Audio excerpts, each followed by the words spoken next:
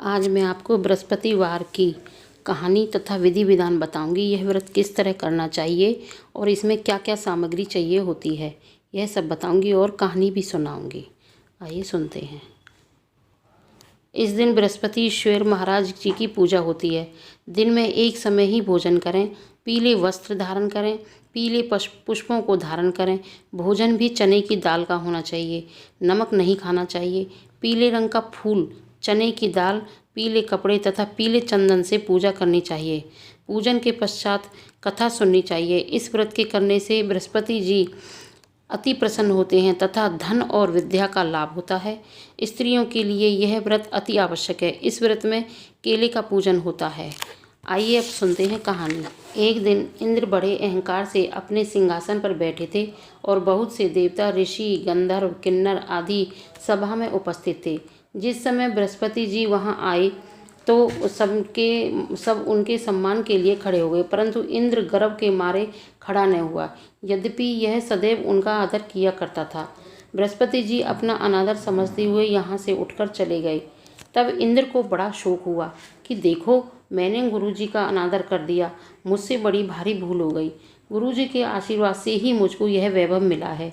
उनके क्रोध से वह सब नष्ट हो जाएगा, इसीलिए उनके पास जाकर उनसे क्षमा मांगनी चाहिए, जिससे उनका क्रोध शांत हो जाए और मेरा कल्याण होवे। ऐसा विचार कर इंद्र इनके स्थान पर चले गए। जब बृहस्पति जी ने अपने योग बल से यह जान लिया कि इंद्र क्षमा मांगने के लिए वहां आ रहा है, तब क्रोधवश उससे भेंट करना उचित न समझकर अंतर्ध्यान हो गए। जब इंद्र ने बृहस्पति जी को घर पर न देखा, तब निराश होकर लौट आए। जब दैत्यों के राजा वृषवर्मा को यह समाचार वेदित हुआ तो उसने अपने गुरु शुक्राचार्य की आज्ञा से इंद्रपुरी को चारों तरफ से घेर लिया। गुरु जी की कृपा न होने के कारण देवता हारने व मार खाने लगे। तब उन्होंने ब्रह्मा जी को विनयपूर्वक सब वृत्तांत सुनाया और कहा कि महाराज, दैत्यों से किसी प्रकार बचाइए। तब ब्रह्मा जी कहने लगे कि तुमने बड़ा अपराध किया है, जो गुरुदेव को क्रोधित कर दिया। अब तुम्हारा कल्याण इसी में हो सकता है कि त्वष्टा ब्राह्मण का पुत्र विश्वरूप बड़ा तपस्वी और ज्ञानी है, उसे अपना पुरोहित बनाओ तो तुम्हारा कल्याण हो सकता है। यह वचन सुनते ही इंद्र त्वष्टा के पास गए और बड़े विनीत भाव से त्वष्टा से कहने लगे कि आप हमारे पुरोहित बनने की कृपा करें, जिससे हमारा कल्याण हो। तब त्वष्टा ने उत्तर दिया कि पुरोहित बनने से तपोबल घट जाता है, परंतु तुम बहुत विनती करते हो, इसीलिए मेरा पुत्र विश्वरूपा पुरोहित बनकर तुम्हारी रक्षा करेगा। विश्वरूपा ने पिता की आज्ञा से पुरोहित बनकर ऐसा यत्न किया कि हरि इच्छा से इंद्र वृषवर्मा को युद्ध में जीतकर अपने इंद्रासन पर स्थित हुआ। विश्वरूपा के 3 मुख थे। एक मुख से सोमपल्ली लता का रस पीते थे, दूसरे से मदिरा पीते थे और तीसरे से अन्न आदि करते थे। इंद्र ने कुछ दिनों उपरांत कहा कि मैं आपकी कृपा से यज्ञ करना चाहता हूँ।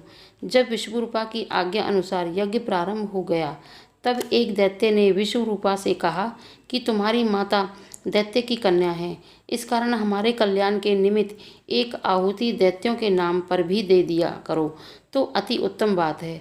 विश्वरूपा उस दैत्य का कहा मानकर आहुति देते समय दैत्य नाम भी धीरे से लेने लगा। इसी कारण यज्ञ करने से देवताओं का तेज नहीं बढ़ा।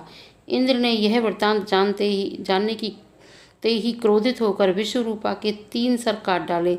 मद्यपान करने से भंवरा, सोमपल्ली पीने से कबूतर और अन्न खाने वाले मुख से तीतर बन गए।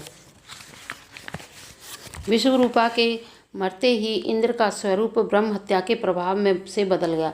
देवताओं के इस वर्ष पर तक पश्चाताप करने पर भी ब्रह्म हत्या का यह पाप न छूटा, तो सब देवताओं के प्रार्थना करने पर ब्रह्मा जी बृहस्पति जी के सहित वहां आए।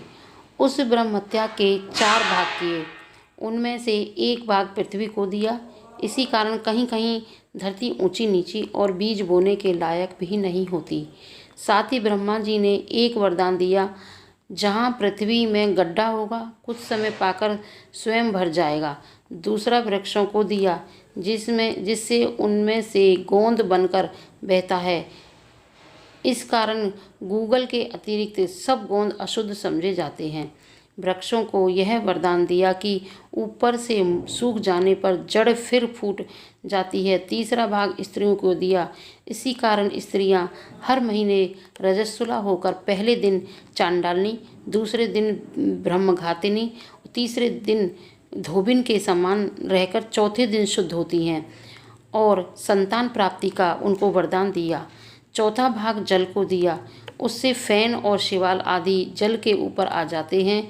जल को यह वरदान दिया कि जिस चीज़ में डाला जाएगा वह बोझ में बढ़ जाएगी। इस प्रकार इंद्र को ब्रह्म हत्या के पाप से मुक्त किया। जो मनुष्य इस कथा को पढ़ता या सुनता है उसके सब पाप बृहस्पति जी महाराज की कृपा से नष्ट हो जाते हैं। बोलो बृहस्पति महाराज की जय। बोलो विष्णु भगवान की जय।